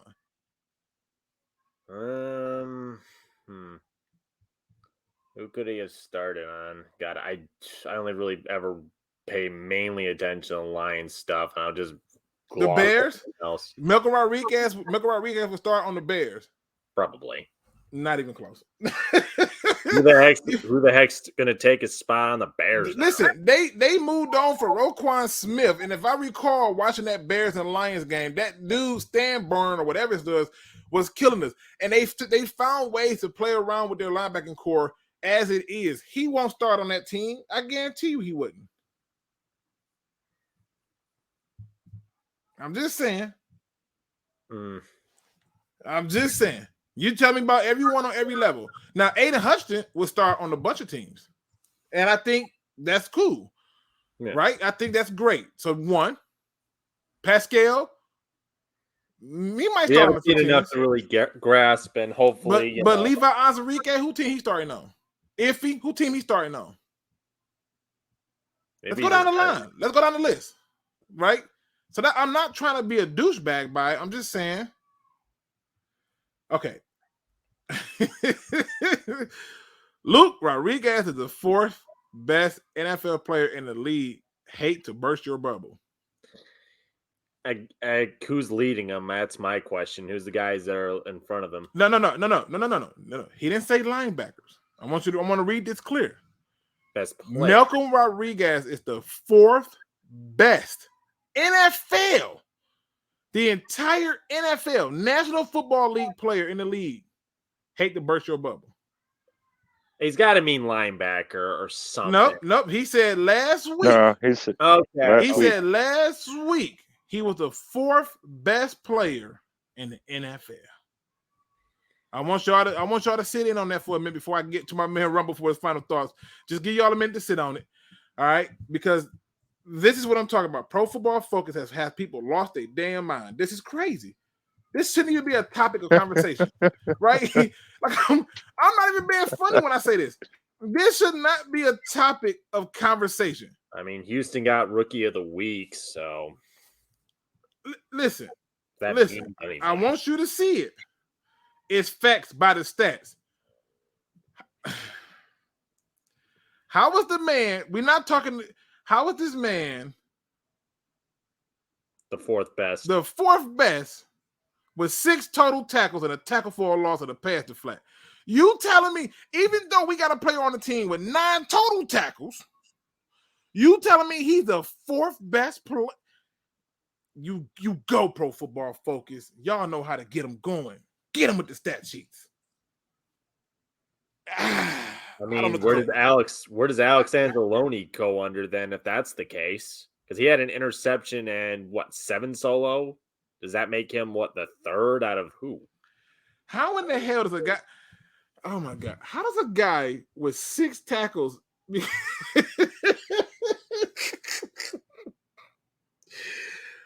Okay, how does a guy with 6 tackles become the 4th best player in the NFL last week? I just can't with this stuff.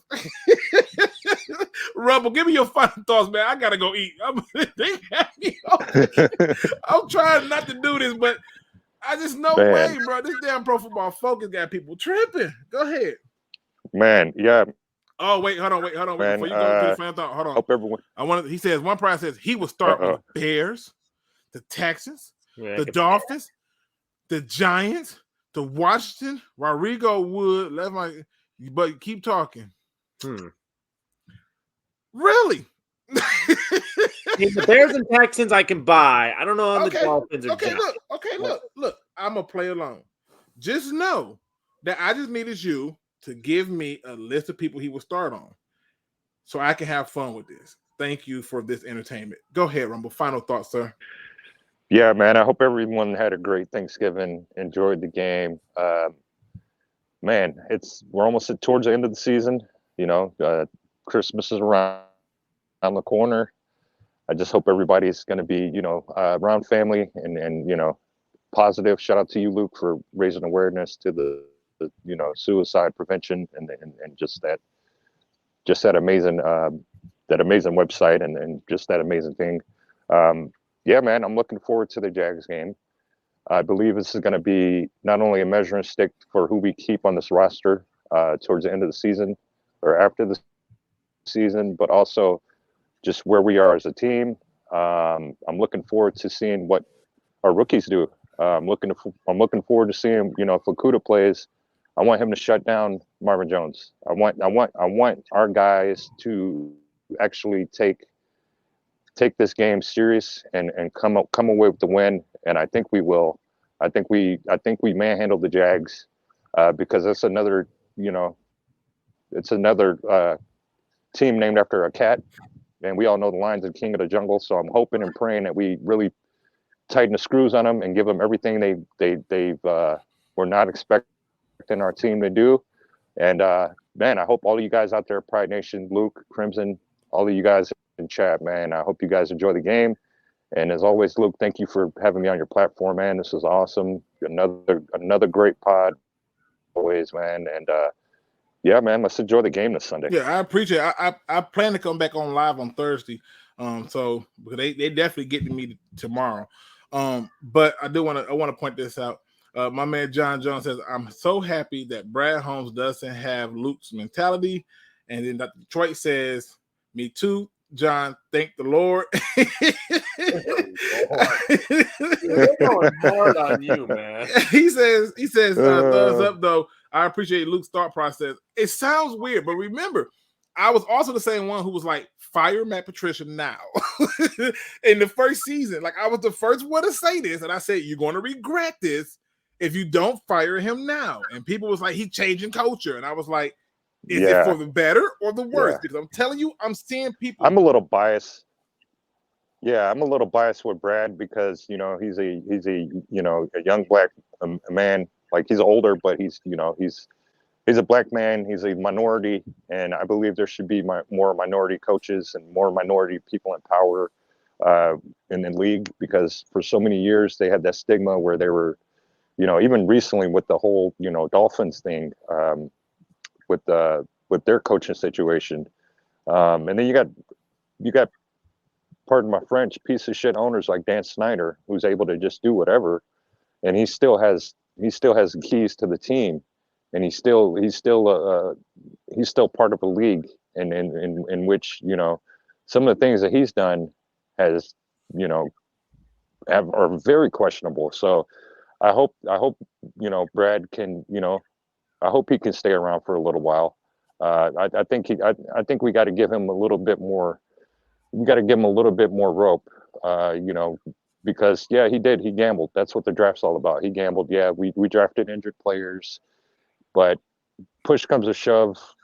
This has been a hell of a ride so far. So I can't even trip yet, man. I got to give him another season or two to see the final portrait. I ain't mad at you. If you feel that he needs another season or two, I ain't mad at you. Dr. Detroit said, yeah, that was Captain Obvious stuff. Dr. Detroit, I challenge you, right? I challenge you. Find me the person who said fire Matt Patricia after a loss to the Jets. That wasn't not me. Find him. Find the person who after the first year. Am I making this up? Crimson, did I I remember that. Fire him? I forget. I said fire him. No, I remember that. After that loss to the Jets, and they benched Glover Quin for Tavon Wilson, I said fire him. He has lost his mind. He is giving precedence to freaking Patriots players, and I said fire him. I said at the end of the year, I said, I'm telling you, I'm watching game by game. This dude is not it. And I was like, yo, you gotta fire this dude in the first year. And I had everybody, they mama, they grandma, they great grandma, and everybody else show up to tell me, no, you got to give him 3 years. Meanwhile, back at the firm, they won't always tell me what I'm wrong about. I'm the same person that said that J-Mo will not play until November. I was wrong about that. He will play in December. And all those same people who came in, who want to tell me how wrong I am and that he was ahead of schedule, now all of a sudden want to say, well, I think we was being more optimistic. Nope, you were talking factual like you were a surgeon and telling me what's not going to happen. So I challenge you, please find it. When you find it, you post the link on there and let me know, hey, this person said fire him. You will not find that person. I was the only one who said fire him. And I say these things well in advance because I see these stuff unfolding in a certain way, and that's why I speak up on it. And that's facts. That's facts. Not obvious. That was facts. I mean, weren't you getting fired for saying fire Jim Caldwell back then too? Yep, I so did. I said Jim Caldwell has taken us as far as he could, and we need somebody that can get us further. He's gotten us as far as he could. We're back to respectability, but he was too conservative. Shoot, we still got freaking Caldwell truthers out there. I still see him every once in a while in the fan base. It kind of blows my mind they're still out there. I'm just, it says Brad needs to do what Luke is saying this season. He has no excuses to not fix the linebackers, the cornerbacks, the D-line, or the quarterback. Okay. If he, but see, at this point, we're at a point now where these are the same problems that should have been fixed initially. I mean, I don't know. Like I said, I'm just happy to see all of our draft picks, for the most part, somewhat contributing. I'm seeing some. You know what's funny though about that, Crimson? You know what's funny? If I asked you to come over here and help me make cookies, and you put flour in there, you did contribute to those cookies, right? Yeah. But when I put them in the oven, and burn them, they don't blame you. They blame my ass for burning them cookies, even though you're contributing. So nobody gives a care that you're contributing. What I care about is how is your contributions leading to a tasting cookie? And right now, I'm not getting a tasty cookie. I'm getting everything but a tasty cookie, and that's all I'm pointing out. I know, Luke. I know, Luke. I know what you're saying, Luke. But to be fair, where you're going with this. It's just, right. I'll see Kirby make a few interceptions, get a forced fumble. I'll see Hutch do some things. Is it in the right direction? That's the problem with development. The thing about football is you better develop quick or you're out real goddamn quick. It's not like baseball or hockey to where you got a lot of leeway and a lot of time in the NFL. No, you don't got any of that. Well, okay, but think about this. So the Lions, the team that was purgatory for so many years. Purgatory? You kidding me? It's straight up hell. For so many years, Crimson. I'm trying to keep a straight face. Listen. That's all I'm saying. It was purgatory for so many years. Yeah. You now bring in a guy who is, believe it or not, learning on the fly. Like he had a hand in the Rams building that. He had a hand in it. Like you said, Luke. He was a guy. Both him and Dan. That had the flour. He was the guy that poured the water. He was the guy that got them off the cookie sheet and presented this but then nice. He put him in the goddamn oven. That's playful looking. He put him in the oven. Exactly. He was not the GM. So he wasn't the baker. Exactly. He was a sous chef. Now he's doing the full time. Now it's his recipe.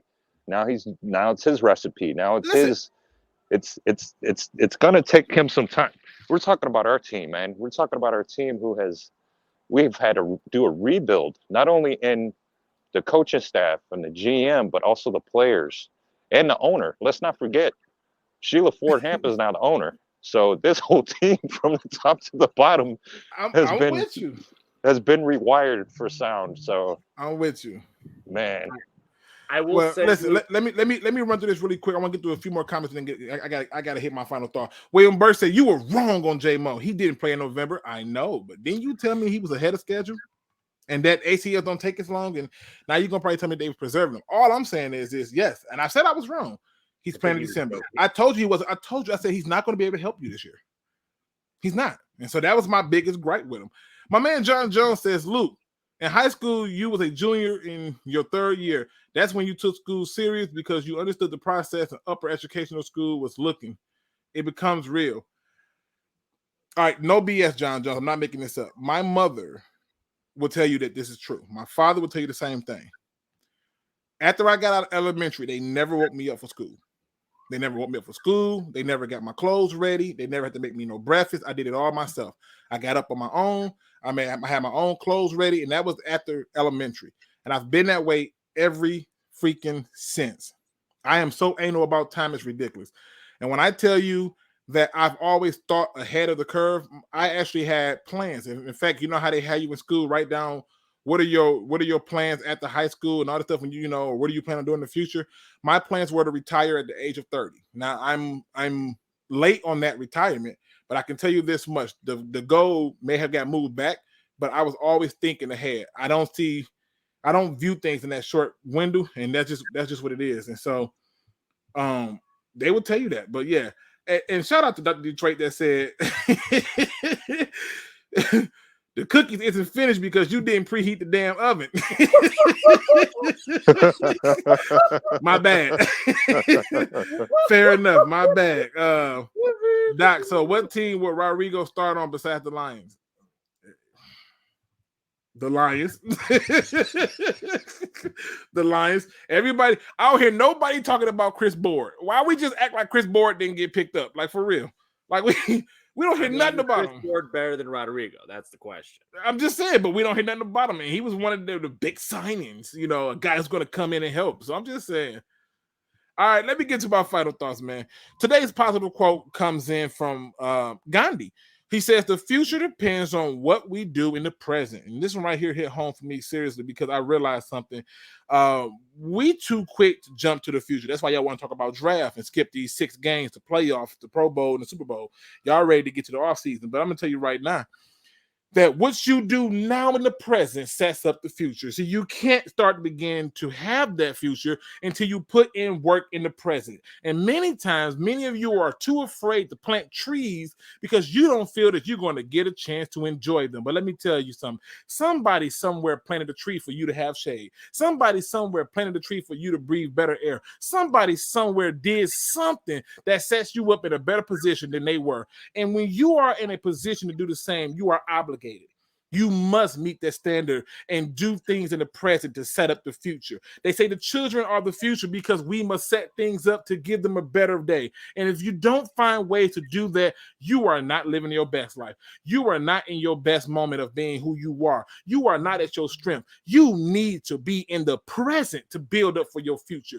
Do the work now, not later. Do the work now so that yesterday feels like something that was a minute microcosmic BS moment for you because today was so great for you. Every time you get better day by day and set it up in the present, the future gets brighter and brighter. And if you take that home and put it in your heart and believe that what you do now matters for tomorrow, it'll matter for a week from now, a month from now, a year from now, years from now, then you have truly unlocked a level of discipline that makes you one of the great ones. And with that being said, ladies and gentlemen, hit that like, subscribe, notification bell.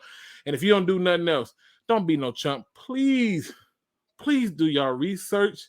We are out. Peace, y'all.